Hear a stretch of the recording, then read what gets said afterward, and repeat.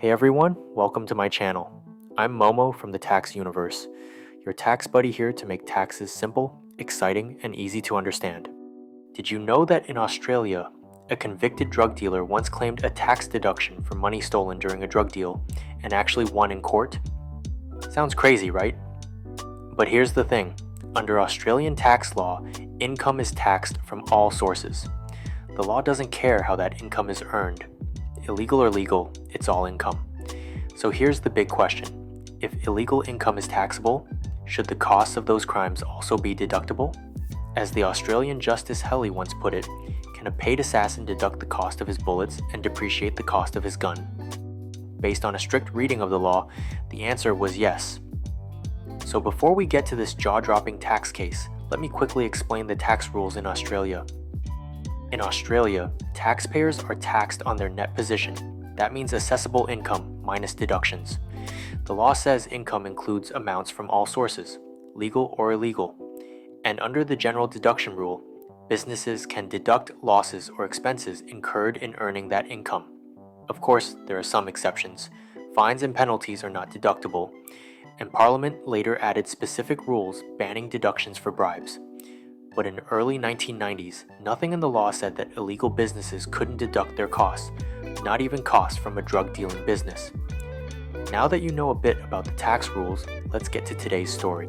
This story happened in Perth, Western Australia in 1995. Meet Francesco La Rosa, a heroin dealer. He dug up $220,000 in cash from his backyard to buy a big drug supply. But before the deal went through, someone robbed him. The cash vanished. Most people in his situation would write it off as bad luck. But La Rosa, he wrote it off on his tax return. He argued that the stolen $220,000 was a business loss, just like a shop owner claiming for stolen stock. The Australian Tax Office fought back, saying deductions should only apply to legitimate businesses and not to a drug-dealing business. So the dispute first went to the Administrative Appeals Tribunal, which sided with La Rosa, holding that the stolen $220,000 was a deductible business loss linked to acquiring trading stock for his illegal business. The Commissioner then appealed to the Federal Court of Australia, where Justice Nicholson heard the case. The Tax Office pressed a public policy argument.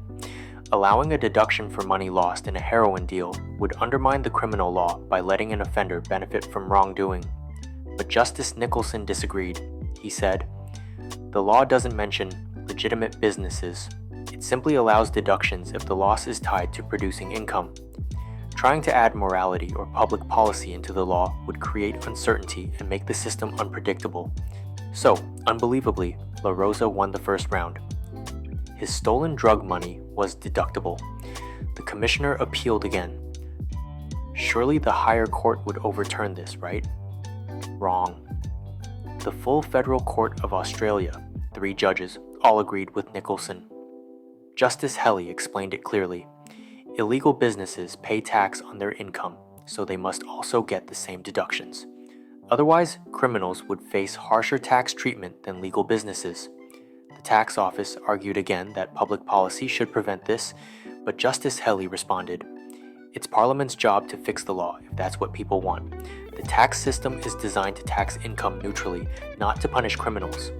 Punishment," he said, "comes from the criminal courts, not the tax office." The other judges of the full court agreed. Since the law was written literally, the loss had to be deductible. The court admitted the result was uncomfortable, even absurd, but their job was to apply the law, not rewrite it. And that was the final result. La Rosa's stolen $220,000 from a heroin deal was a legally valid tax deduction. You can imagine the reaction from the public. Australians were furious. A drug dealer writing off stolen cash? That's not exactly a confidence-inspiring tax policy.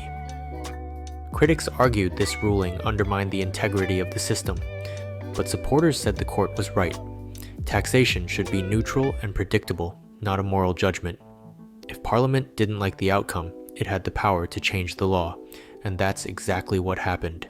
Parliament stepped in and amended the tax code, banning deductions for expenses or losses related to criminal activities. From that point on, no more tax write-offs for drug dealers, and Australia isn't alone.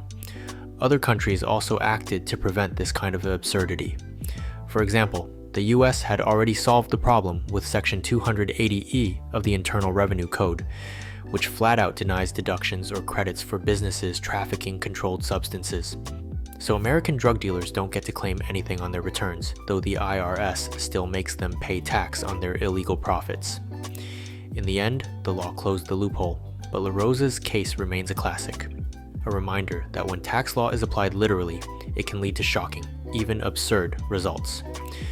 So, what do you think? Should tax law stay strictly neutral, even for criminals? Or should morality and public outrage play a role in shaping deductions? Leave your thoughts in the comments. And stick around, because in our next video, we'll explore a fascinating question. Can atheism count as a religion for tax purposes? A Canadian group thought so and took the fight to court. You'll want to see what happened. Thanks for watching. Don't forget to like, subscribe, and join me next time for another unbelievable tax story.